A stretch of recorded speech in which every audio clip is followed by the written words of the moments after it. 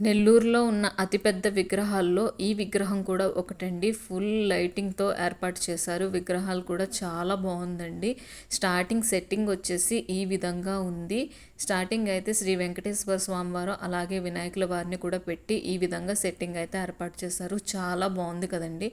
చాలా అట్రాక్టివ్గా ఉంది. అలానే ఆ సెట్టింగ్ అంతా దాటుకొని వెళ్ళిన తర్వాత ఫుల్ లైటింగ్ అండి. ఈ వీధి చివరి నుంచి చివరి వరకు ఫుల్ లైటింగ్ పెట్టారు. ఈ లైటింగ్స్ మధ్యలో స్వామివారి మండపం అయితే ఏర్పాటు చేశారండి.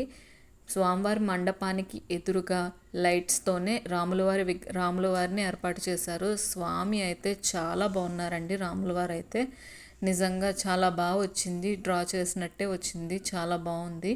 విగ్రహ విషయానికి వస్తే సాక్షాత్తు స్వామివారే కళ్ళు తెరిచి మనల్ని చూస్తున్నట్టుగా అనిపించిందండి. నాకు ఈ విగ్రహం చూడగానే నిజంగా స్వామివారినే చూస్తున్న ఫీల్ కలిగింది. అంత బాగా చెక్కారు స్వామివారిని అయితే.